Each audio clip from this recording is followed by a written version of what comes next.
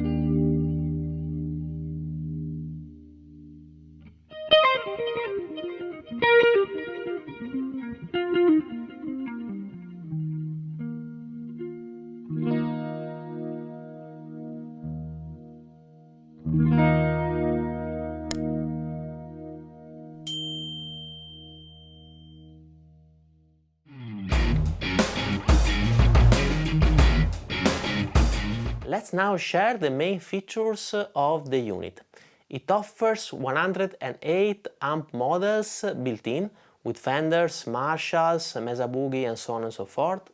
It also has a tone capture function that allows us to capture a real amplifier or a guitar or a speaker and allows to download amp profiles from the Mooer Studio Cloud, which is pretty amazing. Here you can find my amp profiles. It comes with 43 speakers models and supports 20 user slots for third-party inputs response files. It offers 21 mics with the possibility to have 2 mics at the same time, which is pretty amazing, without considering the amp, the cab and the tone capture blocks. It offers 10 different effects blocks. These are the FX blocks available. 2 blocks can be assigned to 40 effects for FXA and 35 for FXB. 1 block is dedicated to compressions, 1 for the wah, 1 for distortions, 1 for noise suppression, 1 for EQs, 1 for external loop, 1 for the delay and 1 for the reverb.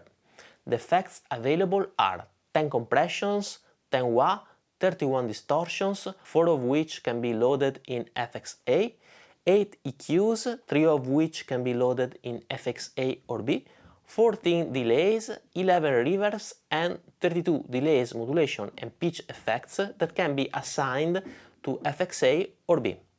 The order of the effects in the chain can be changed by the user. It can store and recall up to 85 banks of preset, each bank with 3 patches for 255 patches in total. It has a mono effects loop with optional signal chain routing for integration of our effects and can be connected with our amp with the 4-cable method. It has 8 foot switches that can be managed in 3 different ways. In the first one, 3 foot switches are dedicated to change presets and 3 to control effects. In the second modality, we have 6 foot switches dedicated to control effects. In the third one, 6 foot switches are dedicated to change presets. Obviously, 2 foot switches are always dedicated to change the banks. It has a built-in 30 minutes looper, so you can build pretty long loops. It has an headphone output for silent practice and an aux-in jack that allows us to play audio files from other devices like MP3 players. It has dedicated stereo outputs in unbalanced and balanced XLR format. That is a pretty nice feature in a unit of this size. It supports MIDI in or MIDI out alternatively and not at the same time. It supports a USB audio connection to serve as a digital audio interface for recording guitar and for editing the GE300 Lite with the Mooer software. The number of USB channels available are 2 in and 2 out. It does not have a built-in expression pedal, but it offers 2 external expression pedal inputs that can be set also as amp controller to switch between channels of connected amplifiers. It supports a sampling rate of 44.1 kHz at 24-bit with a dynamic range of 114 dB, so it should have the same converters of the regular G300. The dimensions are 2087 by 28 by 64 mm. The weight is 2.1 kg. It requires a power supply of 9 volt DC and 2000 ampere, which is a lot of current, so it cannot be used with our regular power adapters. Now let's hear some more sounds.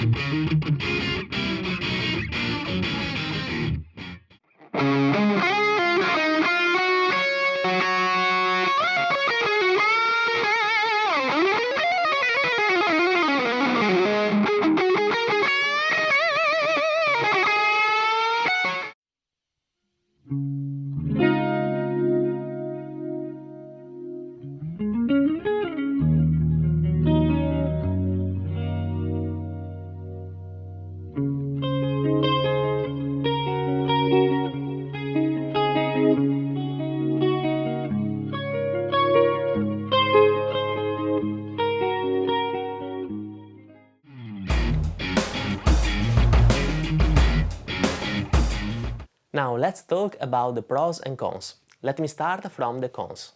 The first one is the 44.1 kHz sampling rate, as I typically record at 48 kHz.